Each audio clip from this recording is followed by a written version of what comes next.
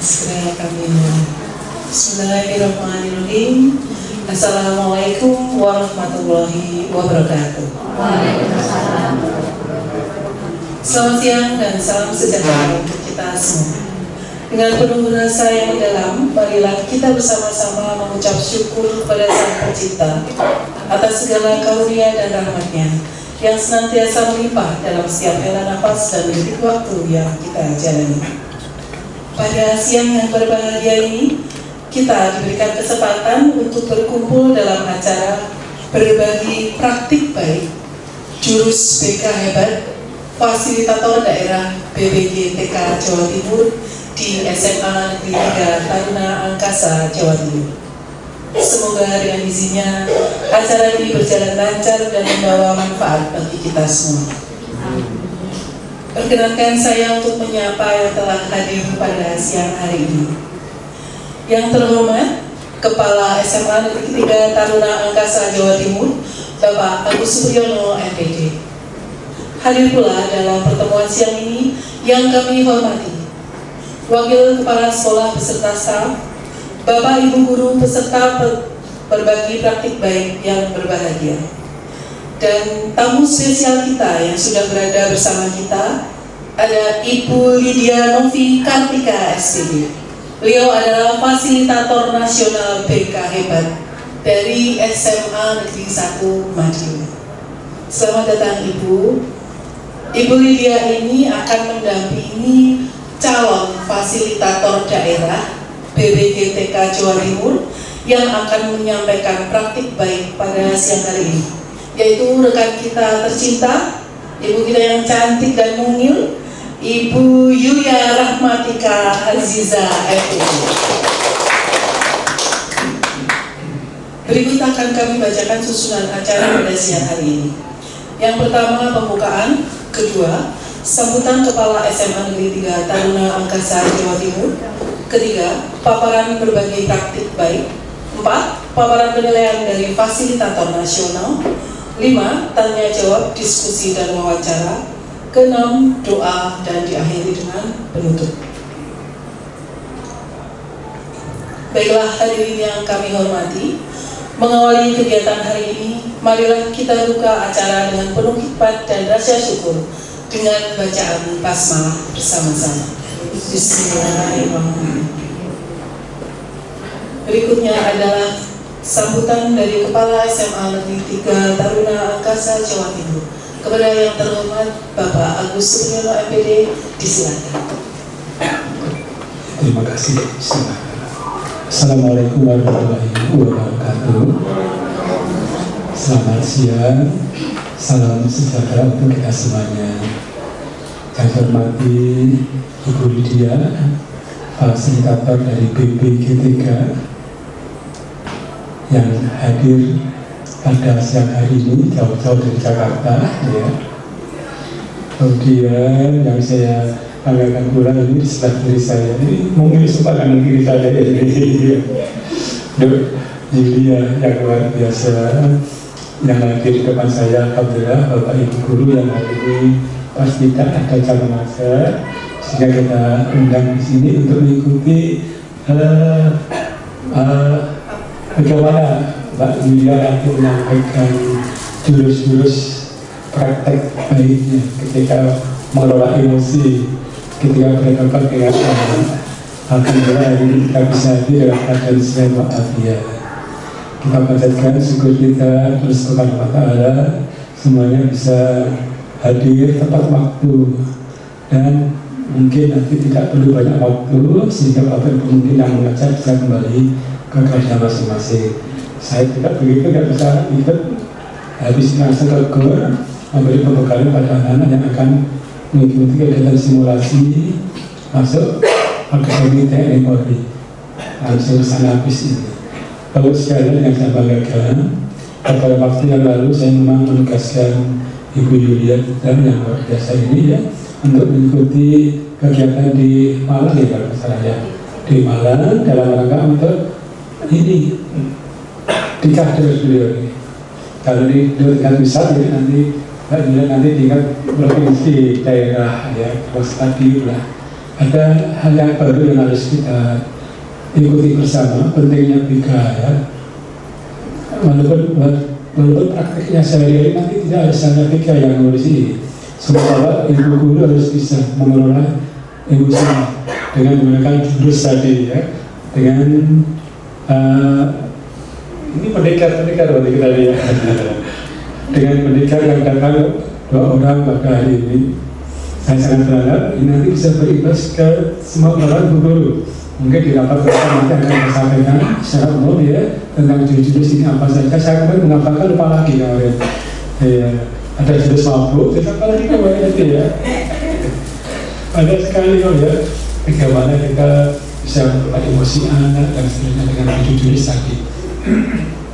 Dan ini akan dibutuhkan oleh semua guru, karena semua guru nanti akan berperan sebagai seorang pendidik ya, yang tentunya sangat membutuhkan cara mengajar yang baik yang bisa mengatasi semua permasalahan siswa yang dihadapi, apalagi di sekolah kita yang taruhnya ini. Terima kasih taruhnya Bunda dan yang Pak Yuri. Silakan nanti teman-teman ditunjukkan caranya seperti apa, contohnya seperti apa, dan mungkin nanti bisa dituliskan oleh kita semuanya. Selamat mengikuti kegiatan Bapak sekalian. Terima kasih atas perhatiannya. Kira saya cukupkan sekian saja. Terima kasih. Wassalamualaikum warahmatullahi wabarakatuh.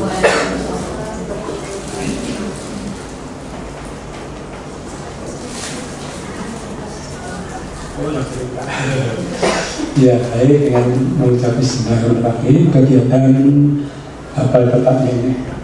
Ya, kegiatan berbagi praktik 7 jurus BK dengan resmi saya nyatakan dibuka dan dimulai. Terima kasih.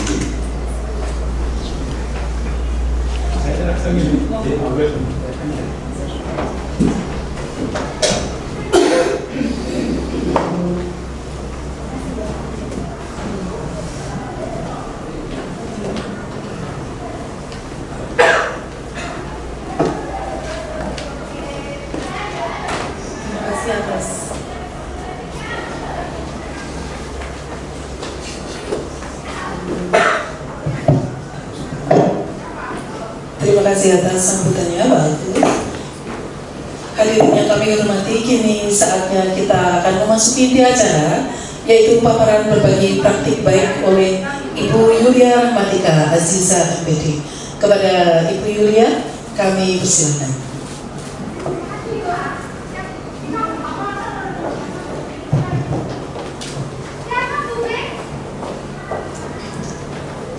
Terima kasih banyak atas waktu yang diberikan.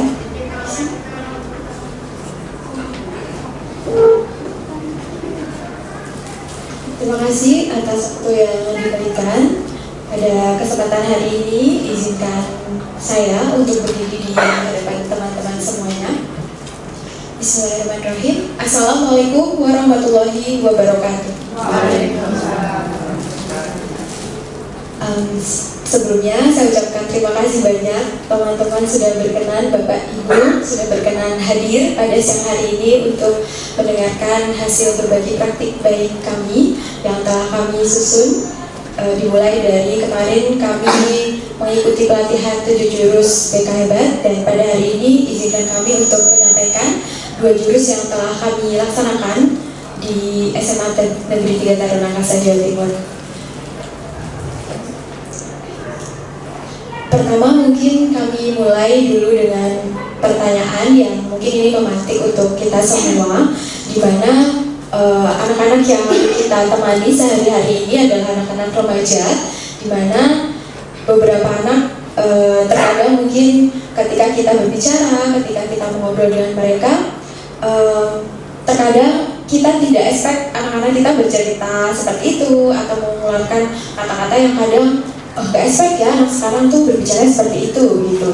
Nah, apa sih sebenarnya penyebab utama dari hal itu?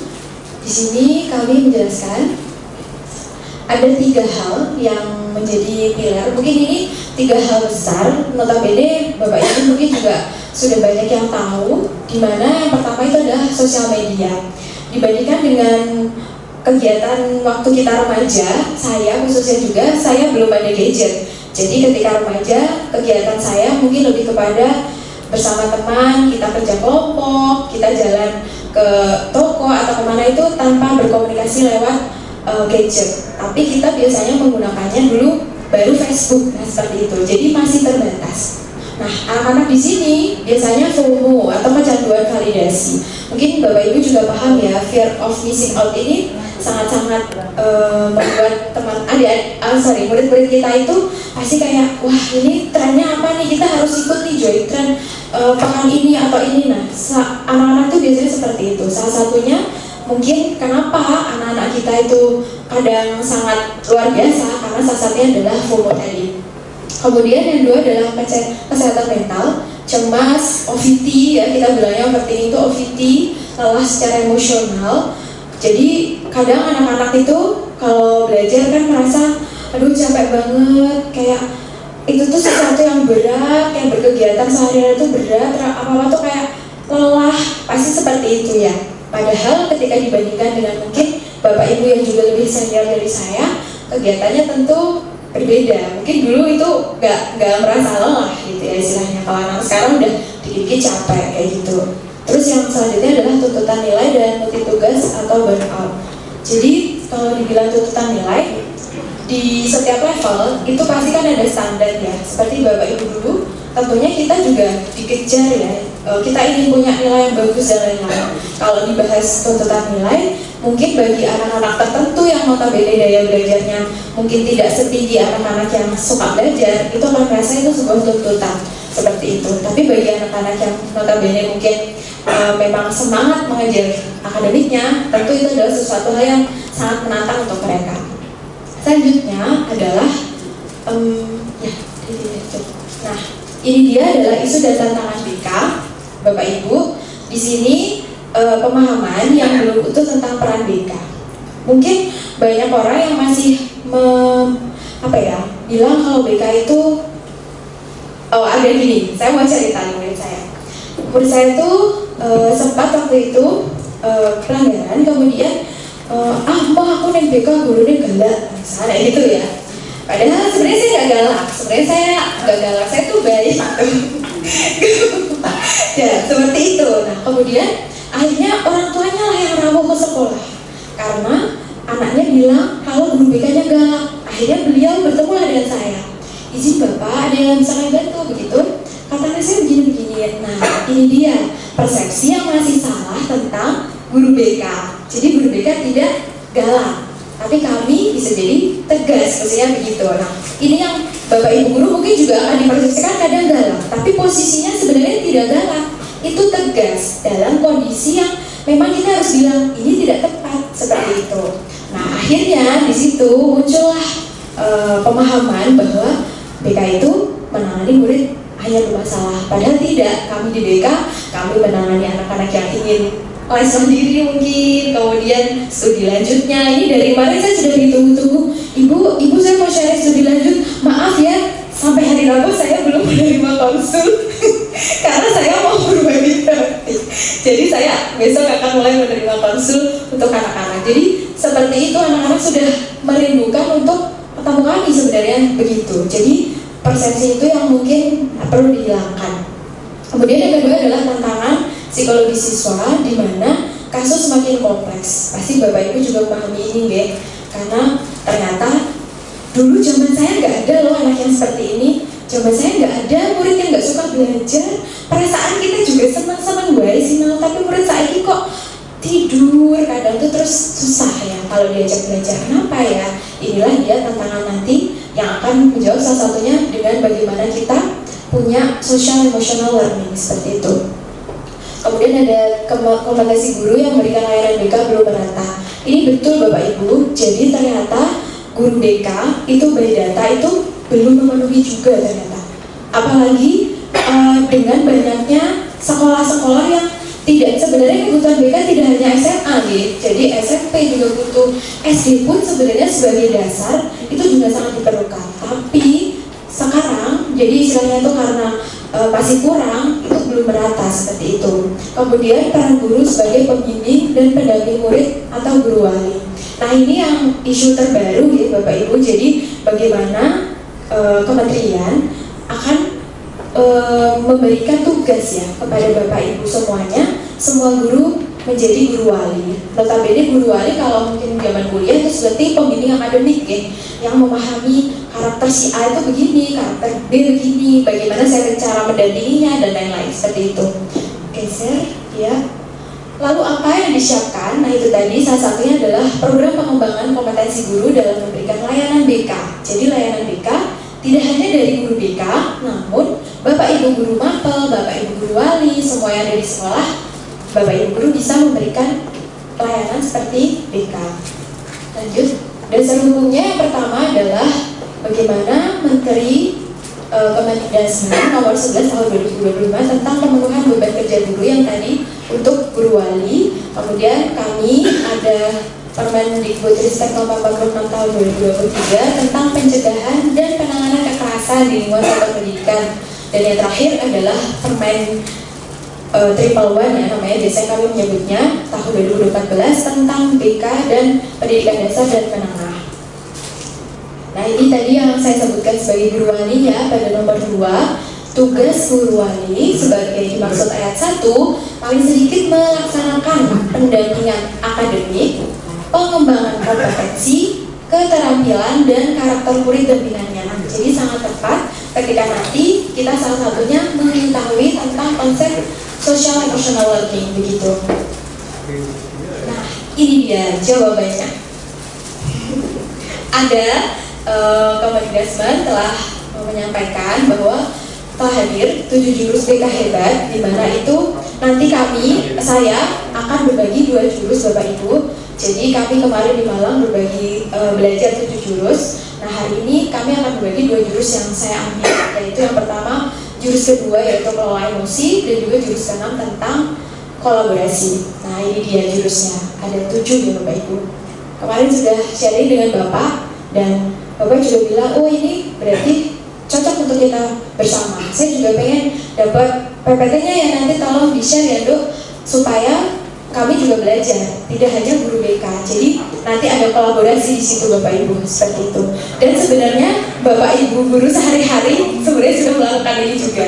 Jadi ini seperti penguatan kembali, seperti itu. Lanjut.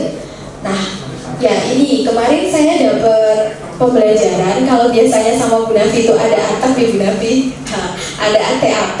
Nah kemarin itu dapat lagi satu, yaitu pakai RK. Jadi pakai RK ini adalah dimana kita ketika pembelajaran di kelas itu memulai kegiatan pembelajaran dengan aktivitas dulu.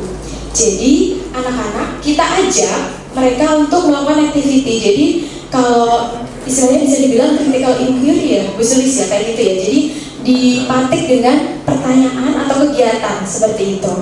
Kemudian refleksi, konseptualisasi dan aplikasi. Nah, coba digeser. Ada saya nulis ini. Nah, ini konsep apa yang saya lakukan kemarin di kelas saya. Kebetulan saya mengambil di kelas 10, kelasnya Bu Ana di kelas 10-2. Mungkin Bapak Ibu juga ada yang mengajar di kelas 10-2. Jadi pertama kita latihan mindfulness. Jadi kita relaksasi dulu. Mindfulness itu pertamanya saya tanya ke anak-anak, kamu udah pernah dengar belum mindfulness? Belum Bu. Apa Bu? Nah, akhirnya kita tayangkan sebuah video. Di situ mindfulness itu salah satunya kan kita relax ya Bapak Ibu. Mindfulness itu hadir secara utuh di situ. Mungkin kalau yang suka tahu kayak gue tahu nih gue dia. Yang suka di alam, mungkin tenang. Nah itu adalah kondisi-kondisi di mana tenang, hadir sepenuhnya, itu namanya mindfulness. Kalau orang bilang kayak kalau kita lagi apa itu sih namanya meditasi ya seperti itu. Jadi anak-anak itu latihan itu kan ada ini ya, tarik nafas, hembuskan, tarik nafas, hembuskan gitu ya Bu. Kita latihan seperti itu. Mari di kelas seperti itu kita. Kemudian selanjutnya saya mengajak murid-murid untuk mengenali emosinya. Jadi anak-anak saya ajak untuk menuliskan kondisi-kondisi di mana saya tuh bahagia ketika saya apa gitu. Itu beda-beda Bapak Ibu. Di situ nanti di belakang ya apa ya. Oh, ini konsepnya dulu aja berarti ya. Nah, itu terus nanti anak-anak setelah menulis itu, anak-anak apa yang kamu rasakan itu kan banyak ya. Saya senang ketika saya marah ketika, saya cemas ketika, saya khawatir ketika apa, itu semua saya minta untuk diisi. Jadi diisinya itu berasa curhat isinya. Jadi saya cemas ketika saya jauh dari bunda saya khawatir ketika saya nanti nggak bisa jadi apa-apa, itu banyak sekali. Nah seperti itu kekhawatiran-kekhawatiran mereka. Kemudian refleksinya itu saya mengajak anak-anak untuk mengisi Padlet. Jadi mereka mengisi di Padlet itu, apa sih yang aku rasain dari setelah kita belajar emosi itu, dan seperti itu. Kemudian konsep yang saya ambil ya tadi, mengenali emosi dengan mengisi angket. Kemudian kami belajar mengelola dengan hadir di depan dan berbagi ke teman-teman. Salah satunya itu nanti di belakang dulu deh, belajar mindfulness. Dan aplikasinya ya tadi, jadi aplikasi itu adalah semua kegiatan yang kita lakukan. Jadi pada intinya teknik AKA ini ya Bapak Ibu dimulai dari sebuah activity, kemudian refleksi kenapa sih kita melakukan kegiatan itu, kemudian konsepnya itu kita mau belajar apa aja nih hari ini tuh, kita akan belajar apa aja, terus aplikasinya adalah kegiatan yang Anda lakukan di hari tersebut. Jadi konsepnya adalah AKA, jadi aktivitas, refleksi dulu setelah aktivitinya, kemudian konsepnya menyiapkan akan belajar apa aja di hari itu, dan yang terakhir adalah mengaplikasikan dari apa yang sudah dikonsep tadi, seperti itu. Itu teknik AKA. Nah, ini dia jurus 2 saya adalah kelola emosi. Nah, kelola emosi itu Bapak Ibu dimulai dari sebuah konsep dari Elias dan kawan-kawan, yaitu tentang konsep sel, social emotional learning. Ini selnya beda sama selnya Buyun ya. Kalau Buyun, kalau ketik di Google nanti ketik sel itu keluarnya selnya Buyun nih nanti ya. Selnya Buyun atau selnya Bu Siti Yulaika. Jadi Bu Dina juga. Jadi konsepnya beda. Jadi sel ini social emotional learning seperti itu. Dan Bapak Ibu betul sekali Bu Eka, CASEL, kolaboratif for academic social emotional learning. Nah di sini CASEL itu jadi ada bagian-bagian Bapak Ibu di mana ternyata ketika sebuah proses pembelajaran itu nggak hanya selesai karena kita belajar di kelas saja ya. Ternyata di situ kan ada sekolah, kelas, family, community, semua berpengaruh. Jadi istilahnya tuh anak itu kan dimulai dari mana? Dimulai dari keluarganya, dimulai dari lingkungannya, dan bagaimana dia belajar di ruang-ruang kelas kita bersama kita, seperti itu. Oke. Nah, tadi di core-nya tadi kan social emotional learning itu ada beberapa hal yang menjadi core atau inti social emotional learning itu ada 5. Dimulai dari self awareness, menyadari diri. Kemudian ada self management, responsible decision making, relationship skill, dan social awareness. Jadi self awareness ini lebih kepada menyadari diri. Maka tadi saya mengajak murid-murid saya untuk mengisi angket. Jadi kalau Bapak Ibu guru di Mapel, Bapak Ibu guru bisa mengajak mereka, salah satunya aku tuh misalkan belajar matematika gitu. Ketika aku belajar matematika tuh aku gimana sih? Nah, misalkan kayak gitu. Atau aku takut banget kalau matematik, aku tuh merasa happy kalau matematik. Nah di situ Bapak Ibu guru bisa mengajak anak-anak untuk menceritakan itu. Kalau anak-anak ada juga yang pernah cerita ke saya, Bu, kalau saya matematika tuh gini loh Bu, gitu. Ada yang kayak gitu. Jadi randomly ada cerita-cerita pas pembelajaran. Atau Bapak Ibu guru juga bisa minta anak-anak untuk merefleksi kegiatan panjenengan. Jadi aku di kelas tuh ngajar itu udah cocok belum sih menurut anak-anak. Nah itu bisa berkolaborasi di situ. Terus ada 5 ini ya, self management, mengelola diri ini. Nah ini nanti itu muncul di kegiatan saya tentang bagaimana dia tahu. Jadi gini, kemarin pertanyaan saya adalah perasaan apa yang sering sekali kamu rasakan? Nah, kayak gitu. Karena saya tadi pertanyaannya banyak. Pertanyaan apa yang sangat sering kamu rasakan? Emosi apa yang sangat sering kamu rasakan? Itu banyak Bapak Ibu. Nanti fotonya ada di belakang.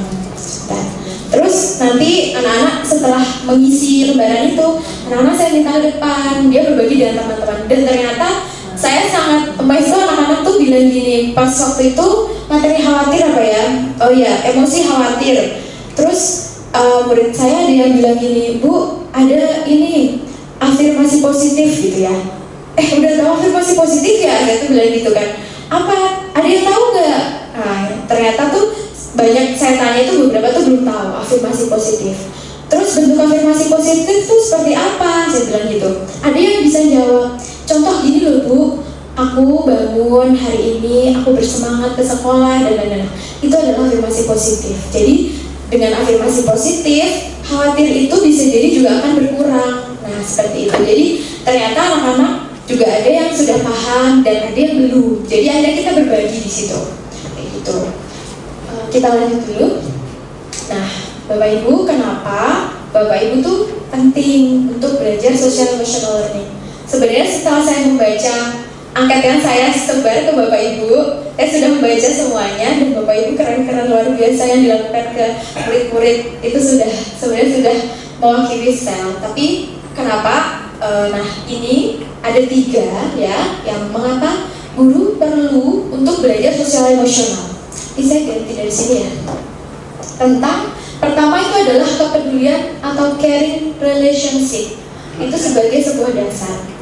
Memang ketika kita ada di sini, contoh ya kayak sebagai wali, sebagai guru gitu kan, kita kan pasti ketika tidak muncul rasa caring itu kayak gak mungkin banget gitu ya. Karena sebagai seorang individu, kita kan pasti kenapa ya murid kita hari ini kok wajahnya kayak gak semangat. Ada yang pernah bertanya mungkin ke murid? Ada Bapak Ibu ya? Mungkin kayak, iya sering ya Bu Yu, luar biasa. Jadi kayak, kenapa lo hari ini kayak gak bersemangat? Dan murid juga kadang bertanya ke kita, Ibu kenapa tuh hari ini? Pernah saya tuh mungkin capek ya. Jadi tuh kayak, apa ya, ini saya gak senyum-senyum, gak ada ininya. Terus, Ibu kenapa ya mukanya kok kayak gak biasanya? Kayak gitu. Kayak orang, kayak ngantuk gimana gitu loh Bu. Padahal itu karena saya tuh masih banyak kerjaan gitu ceritanya seperti itu. Jadi ternyata murid juga caring ke kita. Nah akhirnya ada wujud peduli di situ. Nah sebenarnya seperti itu Bapak Ibu, tujuannya adalah adanya caring. Kemudian yang kedua adalah emosi mempengaruhi suasana belajar. Ini betul sekali ya. Contoh tuh kayak kalau misalkan mungkin tadi Bu Eni ya. Tadi kan saya masuk kelas Bu Eni tuh kan suasana panas ya kelas saya tuh. Kebetulan jadi pas panas itu. Saya bayangin ketika mungkin kelasnya panas, terus kotor misalkan Bapak Ibu kan masuk itu udah, wah kenapa ini panas? Wah kenapa ini kotor? Anak-anak juga, iya ini gak tahu panas kan. Jadi banyak emosi yang bergeser di situ ya. Nah itu mungkin nanti kan akhirnya tidak nyaman ketika belajar. Tapi ketika kita punya emosi yang sama dalam kondisi bahagia, nyaman, itu belajar menjadi menyenangkan. Kemudian yang selanjutnya adalah tujuan yang ingin dicapai dan pemecahan masalah. Mengarahkan individu dan memberikan motivasi atau energi untuk melakukan pembelajaran. Pemecahan masalah ini bisa terjadi di kelas, lingkungan sekolah, atau membantu Bapak Ibu guru, murid untuk mengarahkan dirinya mencapai tujuan atau target yang tepat. Nah, ini sama ya, hanya kayak di kelas 12 ya Bu Yun, kalau ini kan mendekati lulus, kemudian ingin membantu mereka untuk mencapai target. Karena tentu anak-anak kita yang di kelas 12 maupun kelas 11 maupun kelas 10 pasti mereka sebenarnya punya target di semester ini aja. Ada murid saya bertarget semester ini saya pokoknya harus dapat sertifikat prestasi. Nah misalkan kayak gitu, akhirnya ikut lomba dan lain-lain. Nah seperti itu salah satunya adalah kita ingin membantu juga hadir di sana. Jadi kalau di sini Bu Lydia, kami Bapak Ibu guru ini juga mendampingi anak-anak untuk lomba begitu. Seperti kayak bikin esai dan lain-lain. Jadi di situ tuh muncul. Jadi konsep saya ini Bapak Ibu sejauh ini sudah terkolaborasi dengan kegiatan pembelajaran begitu. Lanjut. Nah ini yang saya cerita tentang ini kayak rumus fisika. Iya betul Bu Zana. Kalau LMC kuadrat sebenarnya ini apa ya? Rumus apa ya? Oh, SD. Oh, relativitas ya. Oh, nah kalau di sini jadi berubah Bu. Jadi di sini jadi munculnya empathy, mindfulness, compassion, dan critical inquiry. Jadi ada 4 konsep ini yang juga menambah konsep social emotional learning yang ada 5 tadi, self awareness, management dan lain-lain. Seperti itu. Jadi ini menambah lagi. Nah sebenarnya kayak ini empathy, mindfulness, compassion, dan critical inquiry. Bapak Ibu sudah pernah ini ya, kayaknya kalau empati udah sering sih. Kalau compassion sudah pernah dengar? Udah pernah ya. Jadi compassion itu, kalau saya bilang, kalau empati itu perasaan kita, kalau compassion ini kita ikut terlibat, jadi kita aktif. Jadi kalau empati itu aku merasakan nih kondisi, misalkan hari ini teman aku hilang misalkan uangnya dan lain-lain. Tapi kalau compassion dia ada keinginan untuk membantu di situ. Jadi dia actionnya ada. Kalau empati lebih ke perasaan aja, jadi emosi yang dirasakan. Tapi kalau compassion dia ingin ikut terlibat untuk menunjukkan dan membantu orang lain. Terus yang mindfulness tadi yang seperti saya ceritakan gitu Bapak Ibu. Jadi anak-anak juga boleh kita ajak untuk mindfulness di kelas kayak gitu. Kayak sabar, tenang. Saya bilang sabar juga sama diri saya seperti itu Bapak Ibu. Critical inquiry adalah kemampuan untuk bertanya secara mendalam, mengevaluasi informasi secara objektif, dan mencapai pemahaman yang lebih komprehensif. Ini cocok untuk Bapak Ibu mapel ya, kayaknya ini termasuk salah satu apa ya Bu? Ini ya, pembelajaran itu seingat saya ya, critical inquiry itu kan mengajak mereka untuk dipantik gitu ya Bu, dengan pertanyaan gitu, seperti itu. Oke, kita lanjut. Nah ini yang saya sampaikan. Nah ini Bapak Ibu yang nafas masuk saya sadari, nafas keluar saya sadari. Jadi murid saya malah lucu. Bu, gini Bu, gimana Bu? Ya gitu. Jadi mereka pada heboh gitu. Jadi sadari nafas masuk, sadari nafas keluar. Ini berasa kita mau ini loh Bu, apa namanya tuh? Apa sih istilahnya ya? Kayak duduk tenang gitu, bersila gitu, yoga. Nah, kayak gitu. Seperti itu kemarin. Lanjut Bu, Sris. Nah ini adalah form angket yang saya bilang kelola emosi itu, saya kenal emosi. Jadi anak-anak tuh ini Bapak Ibu yang saya tadi bilang, saya bersemangat ketika saya malu ketika saya, itu mereka jelaskan semua di situ. Jadi ini salah satunya juga sepertinya bisa membantu saya ya, ketika mungkin saya malu, contoh misalkan di situ jelasin kalau nama ayah saya dipanggil misalkan, berarti kan ada indikasi tuh, di kelas itu ternyata ada olah-olahan yang kayak gitu. Nah misalkan kayak itu juga bisa membantu kita. Lanjut. Nah ini hasil angket saya, self awareness tadi yang saya bilang gimana dia tuh menyadari apa yang dia rasakan. Nah ini yang pertama kayak saya senang ketika saya dapat mendapatkan hak saya. Saya senang ketika saya fokus dengan sesuatu yang saya suka. Saya bisa selesaikan target saya wangi dan segar. Nah itu juga. Terus ada lagi yang merasa bersemangat ketika saya bersama sahabat dan teman saya, ketika saya bertemu dengan orang terdekat saya. Nah itu ada semua di situ Bapak Ibu. Oke lanjut Miss. Ini kelas yang Buana yang kemarin saya ajak untuk mengenali emosinya. Di situ setelah anak-anak mengisi, ya tadi aktivitas saya mengisi angket itu, anak-anak saya minta menuliskan di lembaran masing-masing apa emosi yang paling sering kamu rasakan. Nah kayak gitu. Salah satunya ini di situ dijelaskan ya ini misalkan Pales nih kok banyak banget Pales. Mana yang paling kamu rasain? Nah bilang gitu. Setelah saat menempel di papan tulis, nanti dia memilih, kan saya ada 6 ya kalau nggak salah itu. Nah itu nanti dia memilih mana yang mostly yang paling saya rasakan Bu kayak gitu. Nah ini ada Harisa, ada Fatih ya, ada Sakir. Oke lanjut Ibu Suris. Nah ini kan akhirnya mereka menulis di sini ya. Ini anak-anak sendiri yang menggambar. Bu saya mau menggambar yang bahagia Bu. Itu emoticonnya saya yang pilih ya Bu. Boleh silakan dipilih. Pilih itu mereka sama mereka itu dipilih, udah ditulis, terus mereka nempel-nempel seperti itu. Kemarin yang maju, boleh digeser ditulis. Yang maju itu pas yang saya tag video itu yang mana ya? Selanjutnya mungkin. Nah yang ini tuh yang kemarin adalah yang gelisah. Ini kelompok gelisah kemarin itu. Kenapa ya kok gelisah gitu kan? Ini kemarin lucu banget nih siapa namanya Fatir ya. Kenapa kamu gelisah? Karena saya takut amal ibadah saya tidak diterima Allah. Masya Allah, semua sekali ger gitu rame ya, religi sekali. Masya Allah, tabarakallah, saya bilang gitu. Terus teman-teman gini, tenang ure, gitu kan, pada kayak gitu kan. Berarti saya ingin bertanya, Fatir, kamu pernah terlambat sholat? Betul sama ini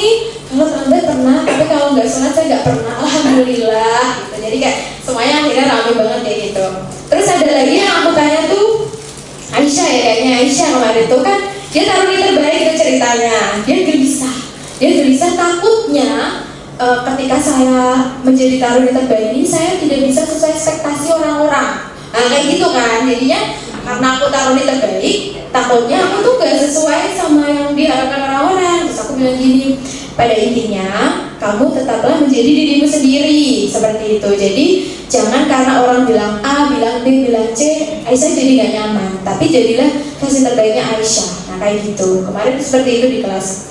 Boleh kembali dulu Bu Sulis? Nah yang ini tadi ya. Nah ini setelah tadi kami berbagi perasaan-perasaan itu, kan anak-anak sebelumnya kan saya ajarin ada beberapa yang bisa dilakukan ketika kita punya emosi negatif ya Bapak Ibu. Bapak Ibu pernah mendengar kalau kita marah kita boleh walk out. Jadi kayak misalkan marahnya di kelas, Bapak Ibu keluar sebentar, kemudian Bapak Ibu mengurung udara segar di luar. Pernah mungkin melakukan itu atau gas aja lah marah gitu. Gimana Bapak Ibu? Belum pernah ya?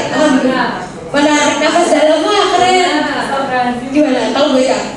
Kalau saya apalagi kamu ya masuk ke kelas itu, Iya, yang betul. pertama matematika wajib. Berbagi dulu. Iya, ya pernah ya saya mendapatkan pengalaman masuk ke kelas jam pertama kedua matematika. Siap. Ya. Terus dilanjut matematika tinggal lanjut. Ya, yang gak enaknya saya karena yang jam keduanya matematika tingkat lanjut. Dan di situ anak-anak itu kan kelihatan benar-benar sudah capek hitung-hitungan. Datang lagi hitung-hitungan yang berikutnya. Maka ketika saya memberikan pertanyaan pemantik dan tidak direspon, maka hal yang pertama saya diam. Diam jadi patung, diam, tapi tetap smile. Iya, tetap smile. Terus tanya lagi pemantik yang berikutnya, saya ulangi lagi pemantik itu, dan masih belum ada respon.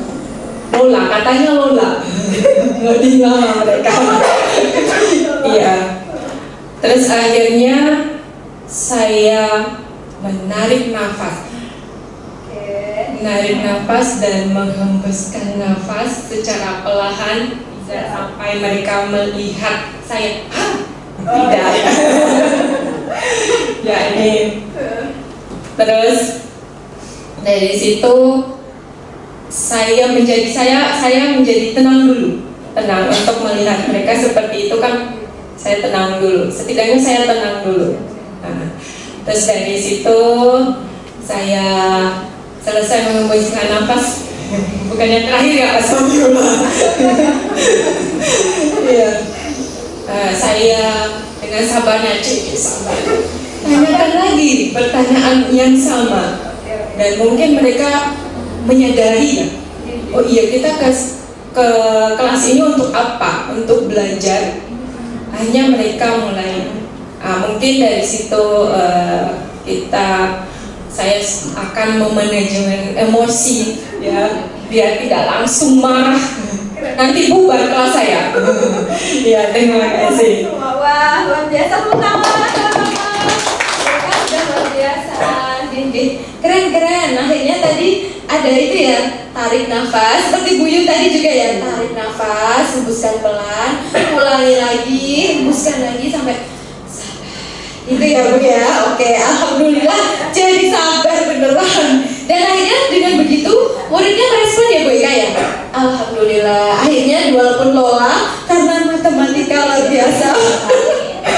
Jam terakhir Bu Yun boleh berbagi Bu Yun. Silakan Bu Yun. Boleh silakan. Pengalaman. Oke, assalamualaikum warahmatullahi wabarakatuh. Pengalaman saya di kelas mungkin yang beda dengan Bu Eka, tapi cara sikap saya berbeda ya. Jam terakhir 3 jam, jadi 8, 9, 10 itu kan biasanya habis isoma ya, isoma. Itu yang datang, ini pengalaman saya di kelas 12 itu ada ya 5 anak, terus 10 menit lagi, 2 anak, itu sampai 30 menit. Teruak itu dengan apa ya, dengan santai yang segleng. Tidak usah sebutkan ya kan. ini sudah hampir 45 menit. Bu, saya masih di barat, masih tiduran. Sayang aja. Dan ya saya kelelain saya. Terus apa kamu lupa kalau ini memang masih KBM? Enggak Bu, enggak Bu. Jadi anak sekarang itu ya kejujurannya saya akui. Jadi mereka tidak merasa bersalah. Ya. Terus menghadapi kadang-kadang ya sampah terutama itu kan ya udah daripada emosi saya bawa kantong plastik. Saya ya kadang-kadang kan yang putri itu kadang cici itu ya. Ini di mejamu ini di kamar. Ya wes nek kilo buyunya sih ngambil wes. Yang menekan emosi saya. Itu kadang-kadang yang timbul kepeduliannya adalah yang cowok. Kebanyakan saya hadapi yang kelas di sini itu yang perasaan jari itu biasanya dia respect yang cowok. Langsung bawa saku atau apa saya coba ini saya sama ya. Jadi apa ya, daripada memerintahkan itu enggak tanya saya ambil, kadang saya itu pinjam sapu atau dijodoh sapu ya saya pasti itu ya. Jadi jam terakhir 3 jam apalagi ini mesti 30 menit itu mesti terbuang, yaitu membangkitkan semangat. Makanya coba perasaanmu gimana seandainya kamu diberi di depan itu begini menghadapi hal seperti ini. Iya cah kira-kira tidak ada yang jawab. Wes satu aja, tidak ada yang jawab. Ya berarti kamu ya nggak punya perasaan ya. Akhirnya ada yang wakilin, minta maaf Bu Yuni, itu bukan kelas kita deh. Dan masih sampai pagi sampai siang tadi itu ada biasanya begitu. Jadi apa yang tadi ya itu kan biasanya 3 menit baru kita mulai ya. Langsung pemantik seperti BK tadi. Jadi untuk masuki materi itu memang kita harus apa ya, menimbulkan motivasi itu apa ya, mengerti ya emosional anak itu ya. Kadang-kadang ada yang tiduran, ada yang gitu ya. Kemarin itu juga ada di ya daya kelas ya. Saya menerangkan itu materi abstrak. Itu saya lihat dari depan tuh semuanya mendengar saya. Kan saya suka video dulu seperti aksi tadi ya, terus nanti ya poin-poinnya apa, sudah RKP gitu ya. Jadi yang dewe saya lihat, terus setelah saya selesai itu saya dekati. Dia yang kamu lihat apa? Bisa mendengarkan begini ya. Terus nanti ini apa? Dia kamu bukumu baru dikeluarkan. Saya aku coba bukunya dia kosong. Itu saya tuh cuma tidak ada kata maaf gitu ya. Kadang-kadang kalau menumbuhkan itu tuh jualan yang timbul maaf ya begini enggak. Ya wis saiki kamu itu mengerjakan saya di depan itu. Jadi ya kita tidak emosi tapi apa ya, mengirim anak untuk fokus untuk itu pengalaman di kelas ya. Jadi ada lagi ulangan. Terus saya lihat tuh satu kelas tuh punya progres. Materi itu punya progres, nilainya naik semua. Wow. Satu anak itu 0. Uraiannya kosong, hanya ditulis soal. Jadi di e-learning itu 0. Terus saya pelan-pelan pas apa itu anak-anaknya kan itu saya dekati ya. Kamu tahu hasilnya?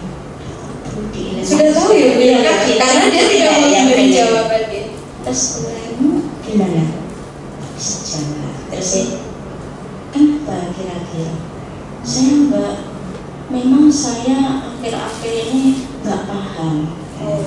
Itu yang tidak fokus ya? Iya, enggak fokus. Terus kamu tahu misalnya materi apa yang kan bisa ditanya. Saya itu berat Bu materinya. Karena kami nyamannya itu diterangkan siapa. Coba mungkin apa ke si A, ke si B yang penasnya. Saya pengennya les privat Bu. Les privat ya. Karena keluarga saya kasih ke kedokteran. Ini kedokteran cara belajar seperti itu, tapi nggak fokus. Itu secara pribadi ya. Jadi moodnya itu nggak stabil. itu ada yang seperti itu. Jadi biasanya saya dekati, wes nanti coba nanti malam-malam ke Bu Yuni. Jadi banyak sekali sebenarnya. Iya, luar biasa ya. Banyak sekali. Jadi sangat beragam. jadi yang jelas kalau pengalaman saya ya awalnya kita melihat moodnya anak-anak, anak-anak. Jadi tidak langsung kita materi. Kan cuma keterangan anak-anak yang tahu. Menyiapkan siapa. Benar biasa ya pemantik atau kita nyetari video atau apa ya. Baru kita mungkin kalau sebenarnya kan dia menggiring ke arah konsep ya. Baru nanti biasanya terakhir kalau ada kesempatan kadang-kadang kan nggak nutup waktunya. Kalau ada kesempatan 5 menit terakhir saya melakukan refleksi. Biasanya beberapa 3 anak saya suruh mewakili. Maksudnya refleksi itu biasanya kadang juga mungkin pas awal-awal ya belum tahu ya, refleksi itu ya setelah kamu belajar tadi materi genetika kira-kira itu mungkin ada kesulitan apa, mungkin kamu senang dalam hal apa, mungkin apa dan apa, mungkin apa yang pernah siapkan itu loh maksudnya perasaanmu gimana setelah menerima ini. Begitu jadi harus harus dijelaskan maksud itu apa. Jadi terus akhirnya ada yang jadi tahu. Jadi akhirnya dari mereka ya tidak setiap hari ada sesuatu yang ada momen-momennya Bu Yuni ada refleksi, ada juga tidak. Karena itu nggak tahu strategi belajarnya itu mereka itu belum tahu. Sik malah duduk kan, seperti belum tahu potensi dirinya, dirinya itu belum ada. Jadi mengelola dirinya mau. Jadi ada lagi dulu saya kan yang mungkin orang tua. Ini kamu pelajaran apa yang suka nggak tahu? Mama nggak tahu. Si kok suwun ini apa? Ya nggak tahu. Menarik sekali ya. Nggak tahu semuanya. Jadi akhirnya orang juga bingung. Akhirnya ya kita butuh orang lain. Itu perlu jadi perhatian. Jadi untuk menekan emosi tadi. Jadi saya daripada marah ya saya aksi aja. Demikian pengalaman saya. Terima kasih. Terima kasih tepuk tangan mungkin teman-teman untuk Bu Yuni luar biasa. Bu Yuni tadi berarti di situ saya sempat mendengar Bu Yuni kan tidak muncul kata maaf, berarti kita juga sebagai bapak ibu guru perlu untuk empati tadi ya, menumbuhkan lagi empati, compassion. Kalau gurunya mau ngambilin sampah loh, masa saya diam aja, misalkan seperti itu kan. Iya, berarti kita sebagai bapak ibu guru nanti salah satunya sebagai bapak ibu guru wali, kita juga bisa mengajak anak kita untuk lebih empati terhadap sekelilingnya begitu ya, sesuai dengan materi yang tadi. Oke, terima kasih Bu Yun. Oke, kita lanjut. Ini yang tadi sampul. Nah ini refleksi. Tadi kalau Bu Yun juga refleksi, kemarin kami juga refleksi bersama anak-anak. Jadi setelah proses mereka mengetahui emosinya dan lain-lain, apa yang mereka rasakan atau apa yang ingin mereka berikan ke teman-teman atau orang lain. Ini salah satunya mungkin saya bisa lihat adalah saya mulai bisa mengelola rasa khawatir saya. Dan saya lebih tenang sebelumnya. Ini dari Austria ya. Jadi ada juga yang anak-anak itu kan saya tanya ya, pekan kemarin saya tuh perasaannya tuh khawatir, tapi gelisah, nggak enak gitu. Mungkin karena minggu kemarin saya juga udah telepon mama. Nah itu salah satunya mungkin juga membantu saya lebih tenang seperti itu. Itu mungkin salah satunya. Kita lanjut. Nah ini bersama teman-teman ya di ruang kami kemarin kami sharing dengan teman-teman secara random. Itu saya bertanya teman-teman sudah apakah pertanyaan saya tuh memang begini biasanya. Teman-teman udah tahu sel belum? Sel apa ya? Pasti kan kayak gitu kan ya. Social emotional learning. Apa tuh kui? Pasti kayak gitu kan ya. Ternyata Bapak Ibu sudah melakukan di kegiatan pembelajaran sehari-hari setelah itu. Lanjut. Ini berbagi kemarin. Nah ini yang Bapak Ibu isi kemarin deh. Nah ini ada. Nah ini ternyata apa yang Bapak Ibu lakukan. Nah ini contohnya adalah salah satunya mengajak anak-anak untuk bercerita tentang apa yang mereka suka itu kayaknya ya. Kepotong ya. Kemudian saya kemarin juga ada yang saya memberikan motivasi gitu. Nah itu menjadi sahabat mereka dengan motivasi. Nah itu juga termasuk tadi ya Bu Yun bertanya secara pribadi, ternyata berada di kelas itu tidak hanya secara kasih saja, tapi hadir secara individu seperti itu. Kita lanjut. Nah, Oh, nah ini jurus saya yang kedua Bapak Ibu, dan ini sepertinya Bapak Ibu semuanya sudah juga melakukan. Kita sangat sering berkolaborasi. Contoh sederhana saja, saya dengan Bu Eni mungkin ya. Waktu itu Bu Eni mencari murid saya, Mbak, siapa ya waktu itu lupa saya, pokoknya nggak ada di kelas gitu ya. Oh siap Ibu, saya akan mencari kemana posisinya putra saya di kelas saya ini. Nah seperti itu termasuk salah satu kolaborasi.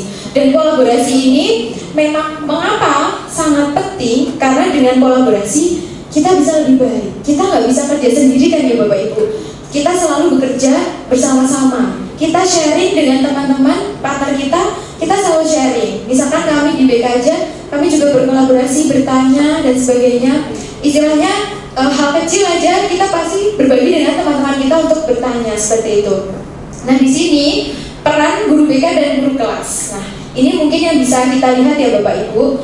Peran utamanya Bapak Ibu semuanya adalah mengajar dan mendidik di kelas melalui mata pelajaran dan membentuk karakter murid. Ya seperti tadi Bu Yun dengan senang hati membawa kreset ke kelas untuk jadi tempat sampah, istilahnya kayak gitu. Itu sebenarnya kan kalau anak-anak mau sadar, Bu Yun aja, beliau guru saya, beliau seperti itu. Sejujurnya dulu zaman saya kuliah, saya melihat seperti itu pada dosen saya, Bu Yun.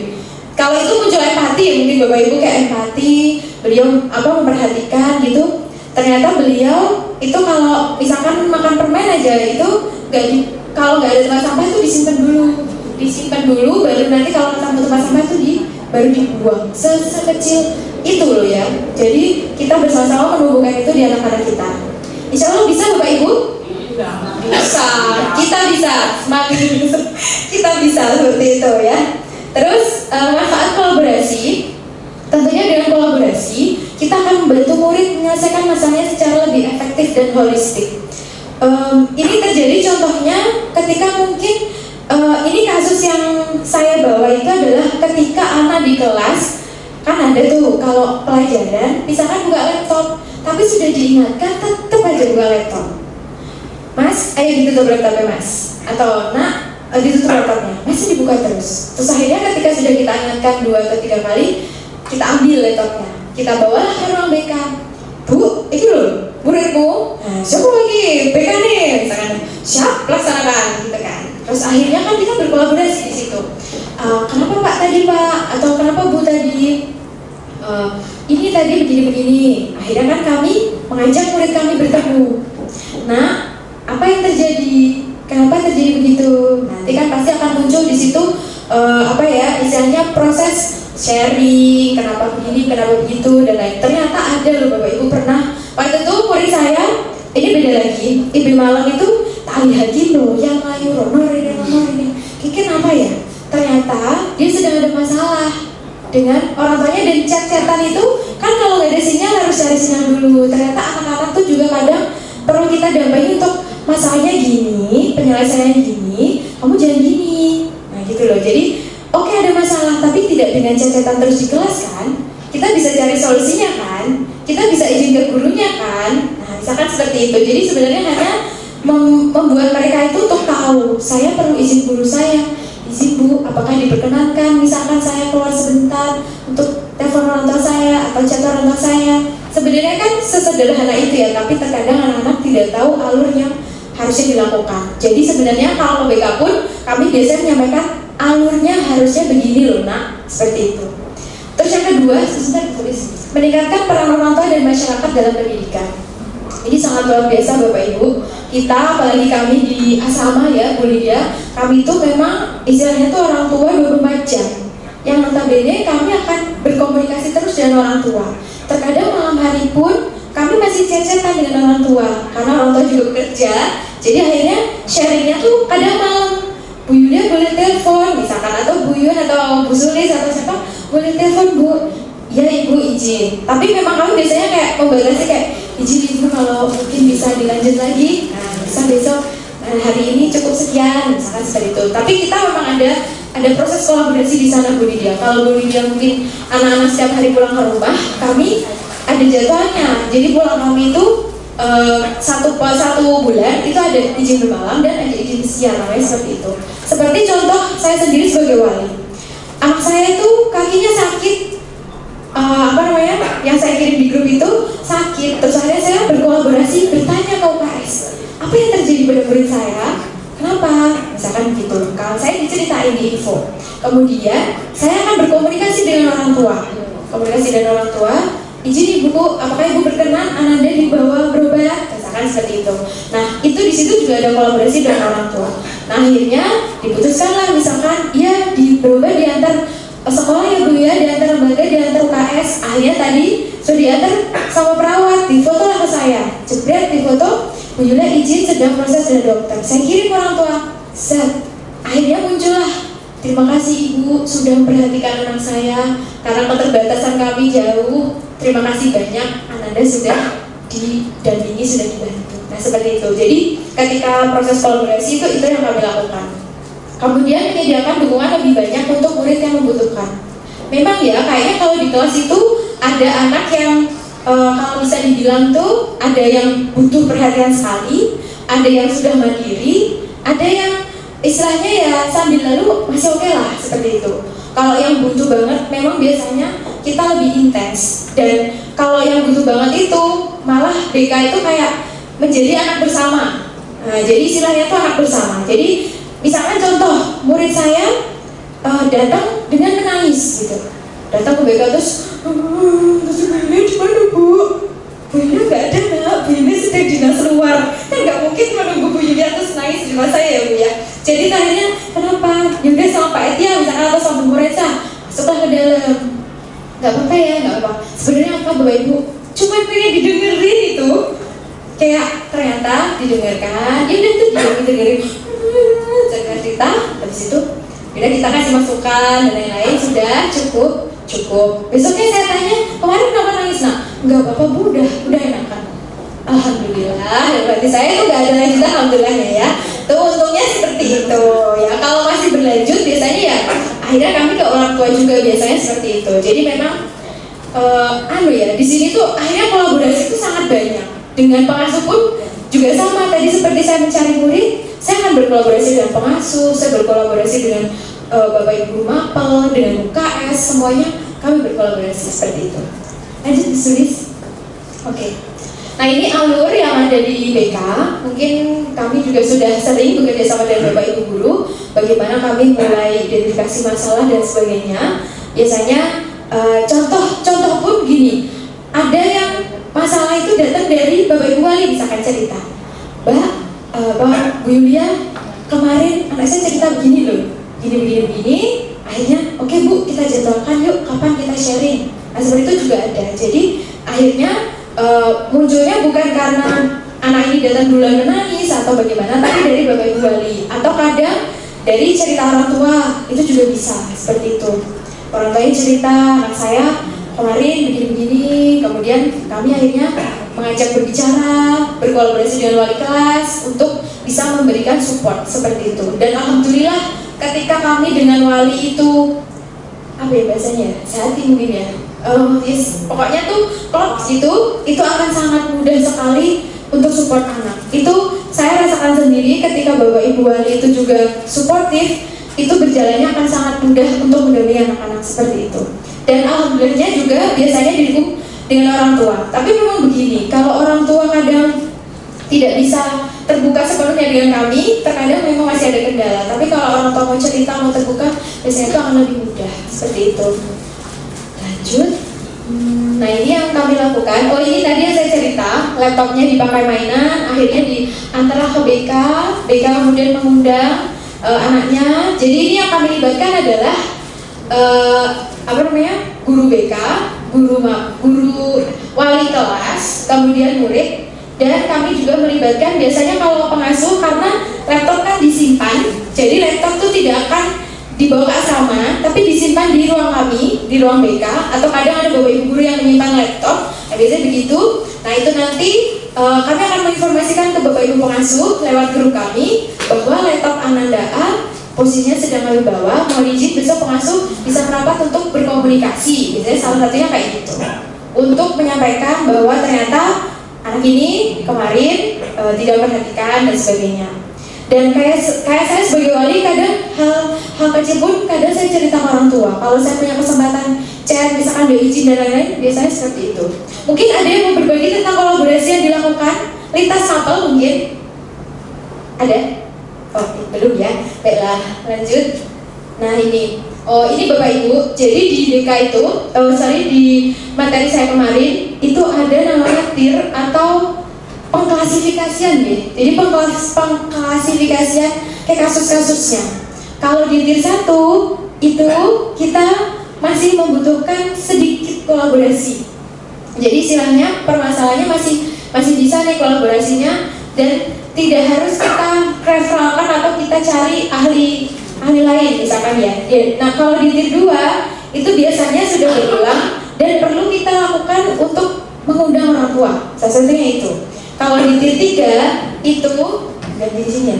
Kalau TIR 3 itu biasanya kami sudah berkolaborasi dengan pihak lain. Biasanya seperti kami Bu Lydia, di sekolah kami ada tenaga ahli dari psikolog aku yang beliau juga mendampingi kami selaku BK. Jadi ketika kami mungkin memerlukan bantuan, kemudian referral, kami akan meminta bantuan kepada beliau. Seperti itu. Lanjut. Nah ini adalah berita acara. Mungkin Bapak Ibu juga sudah tidak asing dengan form ini. Kalau mungkin ada yang pernah ikut, nah mungkin ini adalah form yang biasanya kami laksanakan. Mengapa salah satunya kami kosong? Karena izin ada asas kerahasiaan yang perlu dijaga. Jadi kami tidak memberikan informasi apapun di situ. Lanjut. Nah, di kemarin saat kami konseling ya di situ, nggak tahu Bapak Ibu bisa menebak itu siapa enggak. Jadi kami konseling kemarin dengan Ananda. Ini terkait yang laptopnya waktu itu yang ditaruh di BK karena posisinya memang saat pelajaran tidak memperhatikan seperti itu. Lanjut. Oh sudah selesai, alhamdulillah. Nah ini yang terakhir. Jadi yang terakhir ini adalah kata-kata mutiara dari Ki Hajar Dewantoro. Kalau ingin melihat seperti apa masa depan sebuah bangsa, lihatlah apa yang terjadi di ruang-ruang kelas hari ini. Seperti itu. Terima kasih. Wassalamualaikum warahmatullahi wabarakatuh. Mungkin dari sini masih ada perlu diskusi lagi. Mungkin ada pertanyaan, teman-teman boleh sebelum mungkin nanti Bu Lydia akan menyampaikan penilaiannya. Ada yang mau ditanyakan mungkin? Sampun. Bu Siti mungkin? Sudah. Baik. Terima kasih. Saya kembalikan ke Bu Sulis. Tepuk tangan untuk Bu Yulia yang telah memaparkan materinya yang sangat menarik. Maka Bapak Ibu selanjutnya kita ikuti penilaian dari fasilitator nasional Ibu Lydia. Kami persilakan.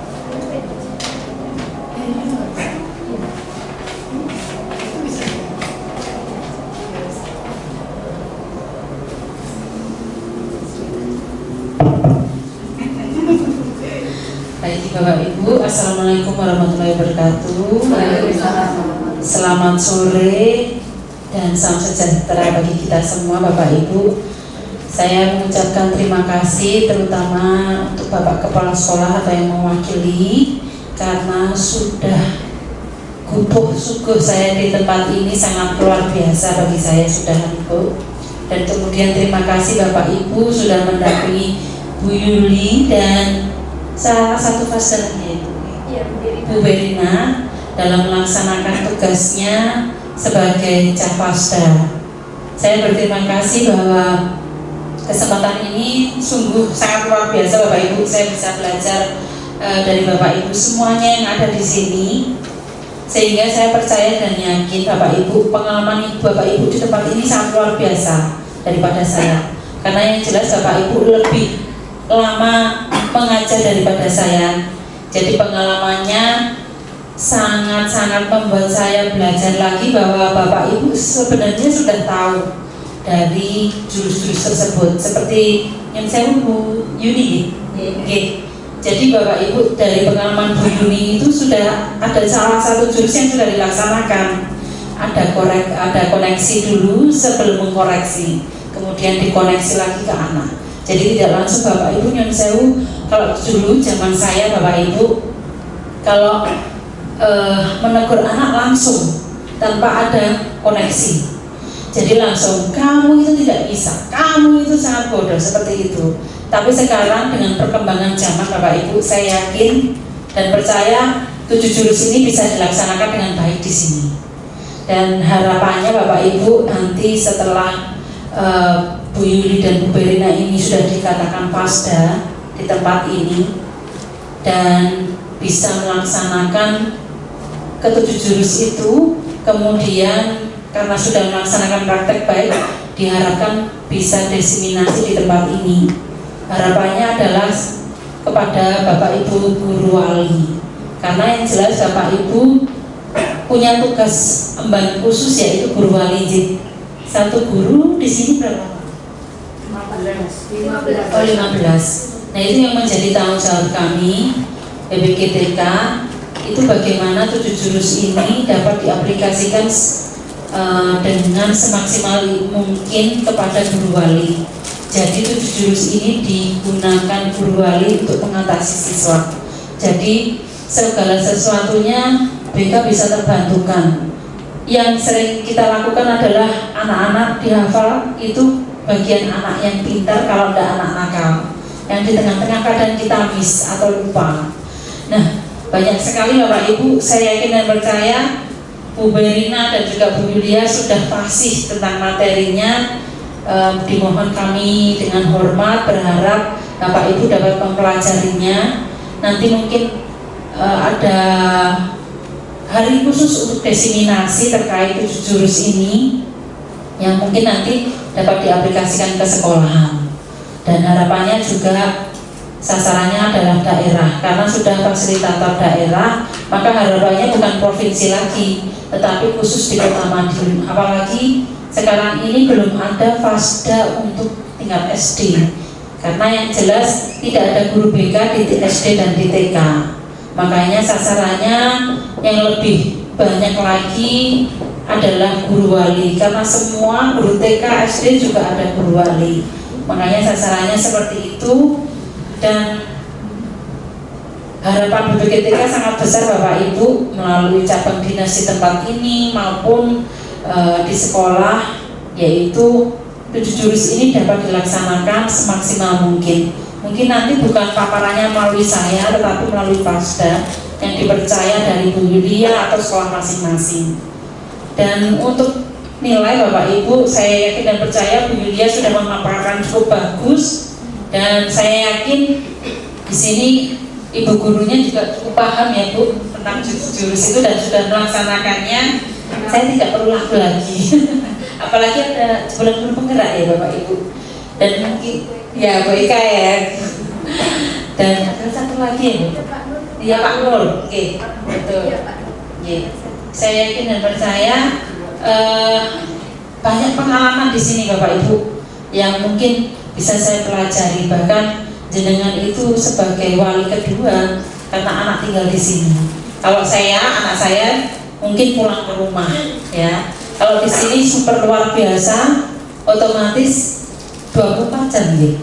Harus mengawasi anak itu, bukan anak kandung tapi anak orang lain pun juga diawasi, itu hal yang luar biasa. Oke Bapak Ibu, saya yakin Bapak Ibu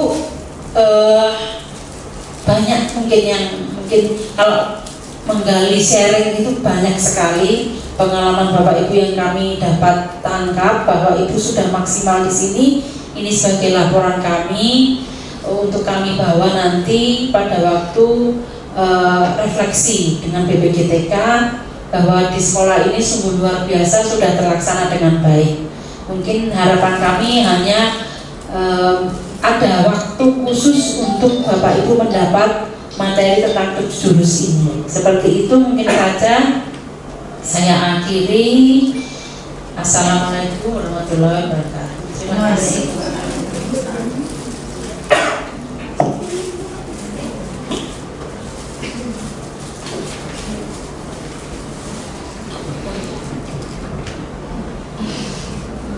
Terima kasih kepada Ibu Lydia atas penilaiannya. Baiklah Bapak Ibu, sebelum kita tutup, marilah kita sama-sama untuk memanjatkan doa.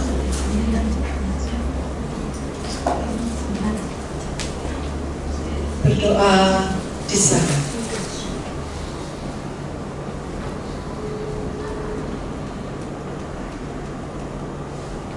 Berdoa selesai.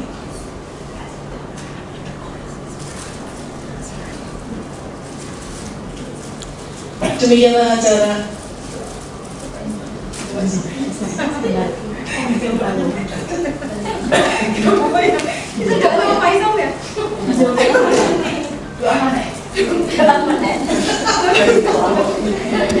Mohon izin, berhubung pemimpin doanya tadi kan masih di masjid dan sekarang sudah hadir bersama kita.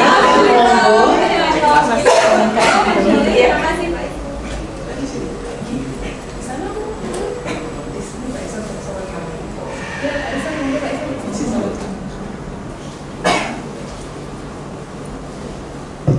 Assalamualaikum warahmatullahi wabarakatuh. Bapak Ibu semuanya, izinkan kami berdoa dengan secara Islam. Bagi yang berkeyakinan lain, kami persilakan untuk menyesuaikan. Biridhillah wa syafaati Rasulillah. Al-Fatihah. A'udzu billahi minasyaitonir rajim. Bismillahirrahmanirrahim. Alhamdulillahirabbil alamin. Arrahmanir rahim. Maliki yaumiddin. Iyyaka na'budu wa iyyaka nasta'in. Ihdinas siratal mustaqim.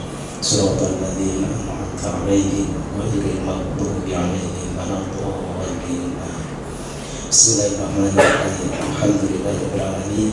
Allahumma shalli wa sallim wa barik ala sayyidina Muhammad wa ala ali sayyidina Muhammad. Allahumma ighfir lana dhunubana wa li walidayna warhamna kama rabbayana shighara. Allahumma anzilna nuzulan mubarakah wa anta khairul munzilin. Allahumma yassir lana umurana wa umur dunya wal akhirah. Allahumma barik lana fi maqasidina. Rabbana atina fid dunya hasanah wa fil akhirati hasanah wa qina adzabannar. Wa sallallahu ala sayyidina Muhammadin nabiyil ummi wa ala alihi wa sahbihi wa baraka wa sallam. Subhana rabbika rabbil izzati amma yasifun. Wassalamu ala al-mursalin walhamdulillahi rabbil alamin.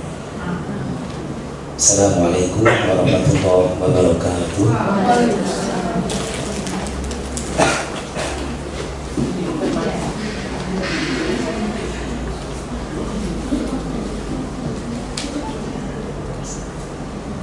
Terima kasih kepada Bapak Isom. Demikianlah hadirin yang kami hormati, acara berbagi praktik baik jurus BK Hebat Fasilitator Daerah BPGTK Jawa Timur. Semoga kegiatan ini menjadi tambahan wawasan dan motivasi yang baik untuk langkah ke depan dalam kita membersamai, mendidik dan mengantarkan taruna-taruni menjadi generasi yang unggul, berkarakter dan menjadi calon-calon pemimpin yang membanggakan bangsa ini. Marilah kita tutup acara ini dengan ucapan hamdalah bersama-sama. Saya selaku pembawa acara mohon maaf jika terdapat tutur kata yang kurang berkenan. Wassalamualaikum warahmatullahi wabarakatuh. Selamat sore dan sampai jumpa. Bapak Ibu yang kami hormati, untuk mengabadikan momen pada siang hari ini, marilah kita abadikan dengan mengambil gambar bersama dengan fasilitator